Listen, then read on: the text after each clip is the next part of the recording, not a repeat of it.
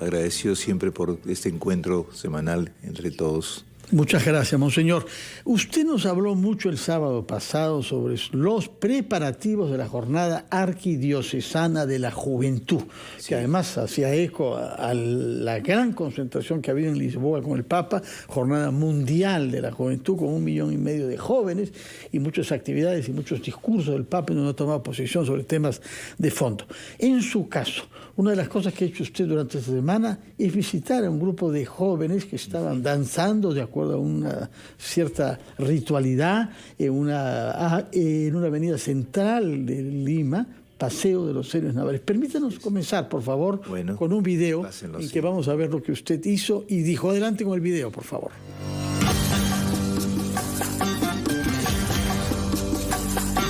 Yo paso todos los días por acá, todos los domingos, y veo que son una maravilla de baile. Quiero decirles que lo llevo mucho en el corazón. He hablado de ustedes a veces en las prédicas también, porque todos los jóvenes están incursionando en que con la alegría y con la esperanza empezamos a pensar claramente el Perú que vamos a construir en el futuro y mejorar, ¿no? Nuestra tarea en la iglesia también significa alentar a la gente. Y ustedes son jóvenes abiertos, que están en la calle, dinamizando, llenando de esperanza el país, ¿no? Y creo que les haría mucho bien conocerlos. Vamos a tener un encuentro de los jóvenes de Lima. Va a ser el 2 y 3 de septiembre en el Coliseo del Colegio Claretiano, que tiene más o menos para 4.000 personas. Y van a estar todos esos jóvenes que son de diversas partes de Lima. Entonces, como los he visto varias veces, y entonces queríamos invitarlos y pedirles permiso si pudieran venir. Yo pienso que sería bueno, ¿no? Sería bueno salir a mostrar lo que nosotros sabemos, ¿no? Y también para contagiar a más gente que pueda compartir lo bonito que hacemos aquí. Y entran todos así bailando.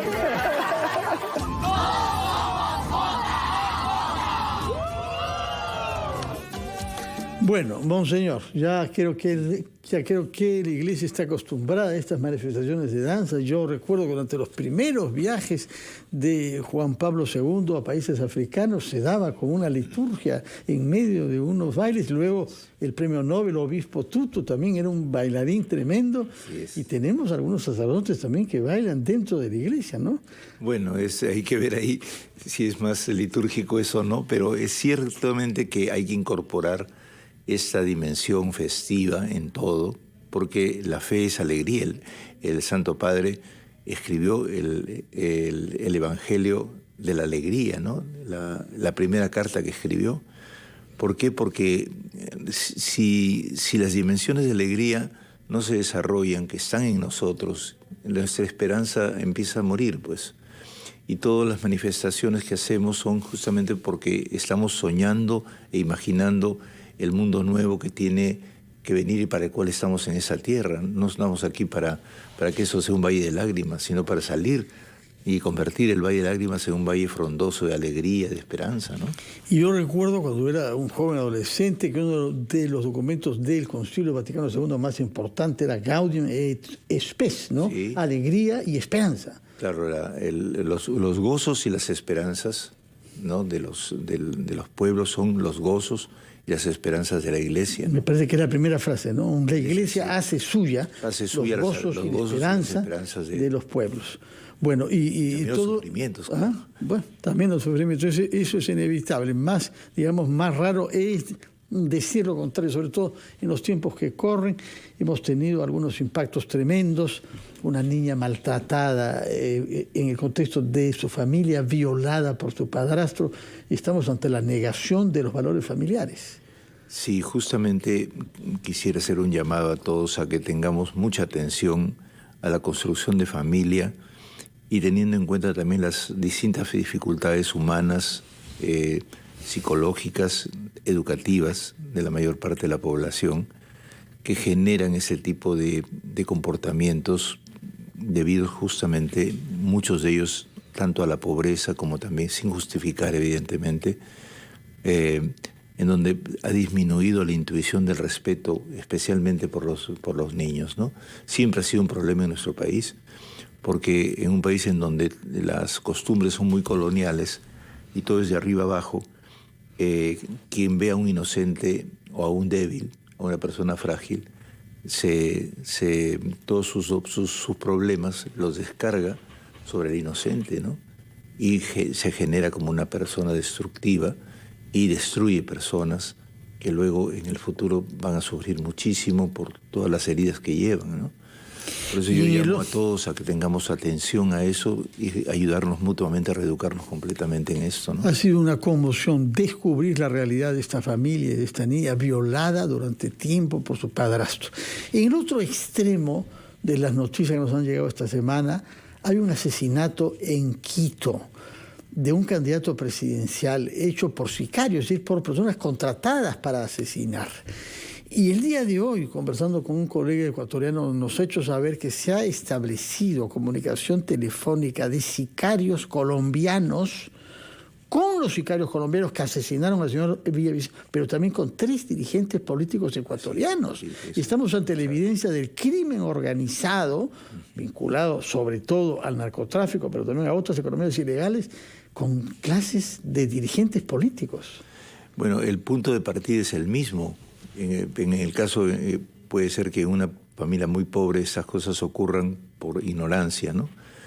Pero también hay otro elemento, que siempre a la ignorancia se une el buscarse a sí mismo, buscar formar mafias, grupos para enriquecerse, grupos para hacerse del poder. Y entonces es una lógica que olvida completamente el bien de todos y cree que su bien es el que se impone. Y en este caso hay una negación permanente del sentido del bien de todos, ¿no? El generar situaciones inclusive de crisis definitivas en muchos países para conseguir que sean simplemente surcos o caminos hacia la difusión del narcotráfico, ¿no?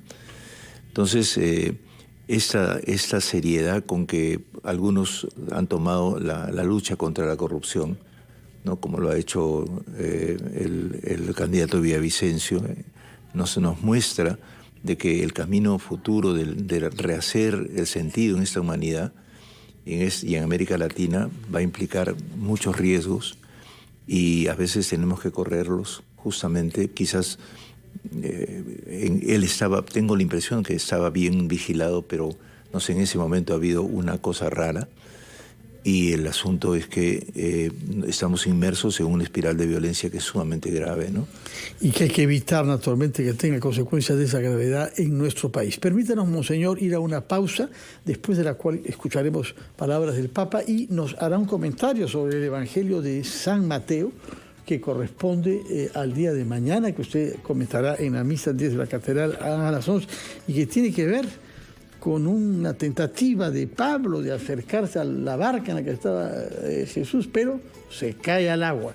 Nos va a decir, por favor, cómo interpretar ese pasaje del Evangelio de San Mateo. Vamos primero a una... Bueno, manifiestamente el Papa ha regresado entusiasmado de lo que ha visto, lo que ha sentido en Portugal, 1,5 millones de jóvenes abiertos a los valores del Evangelio. Así es, y yo creo que él le ha llamado una jornada de fe en Jesucristo, ¿no? Que es toda esta dimensión vital de la fe, ¿no? A veces pensamos que la fe es una teoría, ¿no? La fe es una experiencia vital de relación. Y cuando hay la relación entre nosotros, también lo decía en la jornada del Papa, ¿no? Hay relación entre nosotros como fraternidad, simultáneamente aprendemos la filiación, ¿no? Porque nos sentimos todos hermanos y somos hijos del mismo Padre, ¿no? Y esa suscitación de la vocación de los jóvenes en diversos modos, ¿no? Tampoco es una jornada vocacional para que haya curas solamente.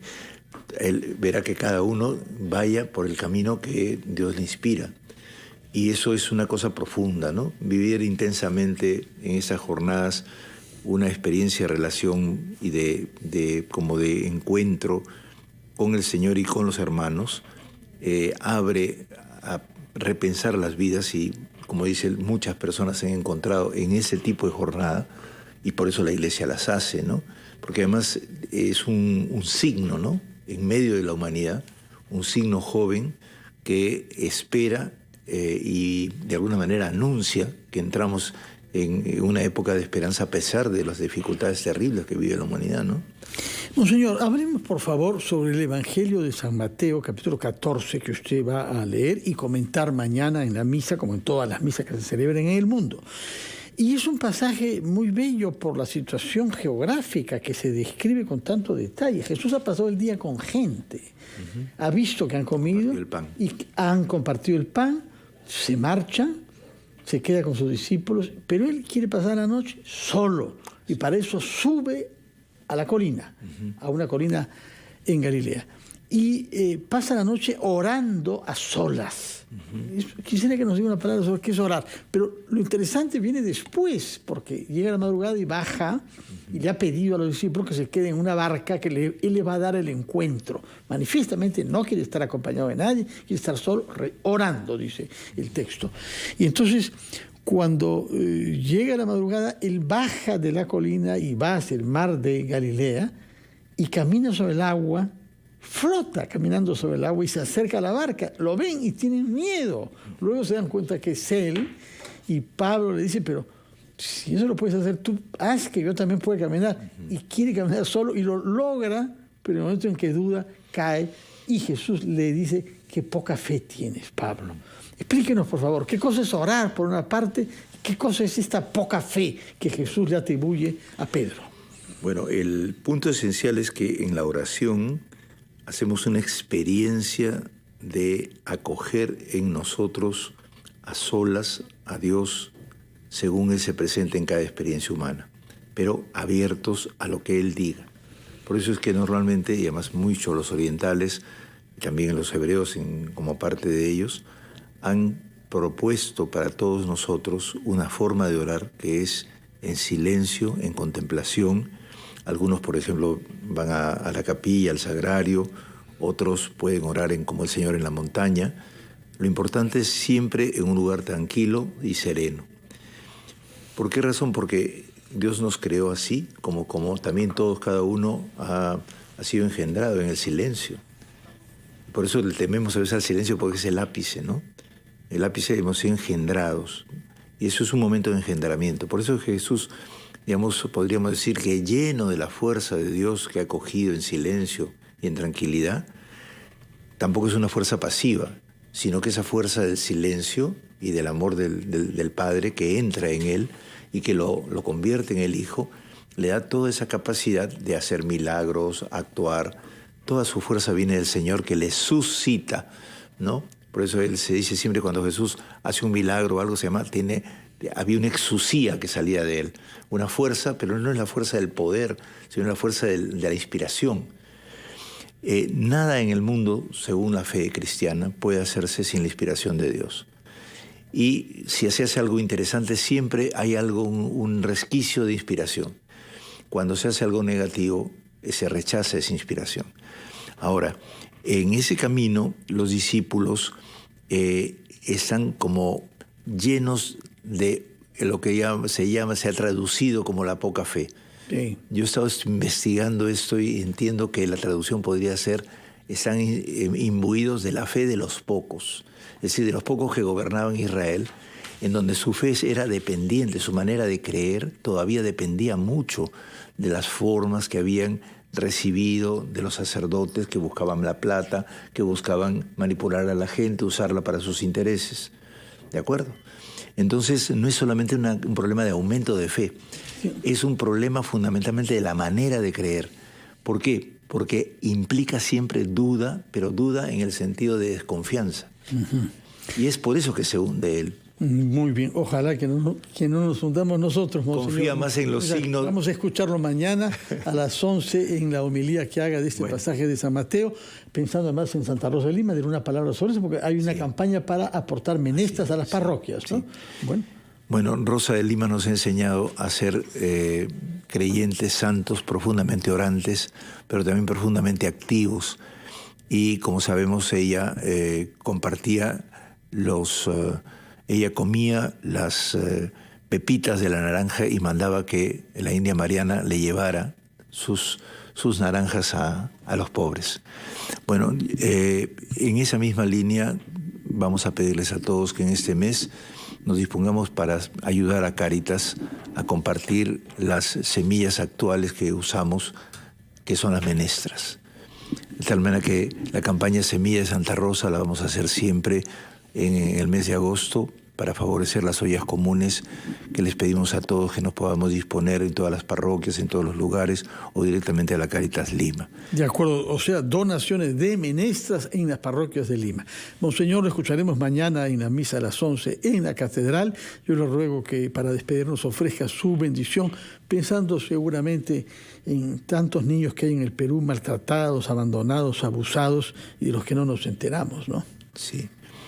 Padre bueno, tú que nos has dado la fe y que esta fe es siempre una fuerza espiritual para poder compartir nuestra vida con los demás, para creer de otra manera a como a veces tenemos en nuestras costumbres, que es imitar la fe de quienes en realidad tiene fe en sus propios intereses, no en los de los demás, no en el bien común.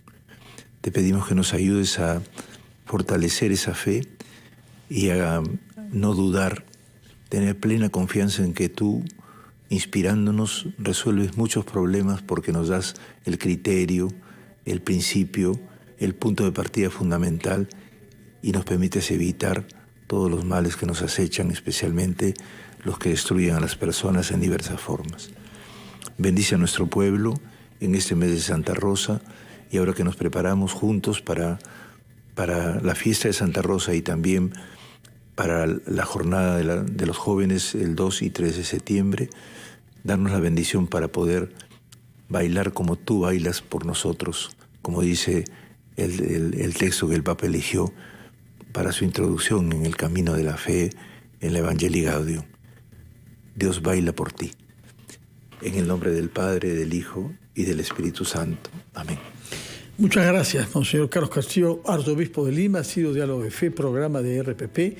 Muchas gracias por su sintonía, que tengan un buen fin de semana y quédense con nosotros. Ya viene familia.com.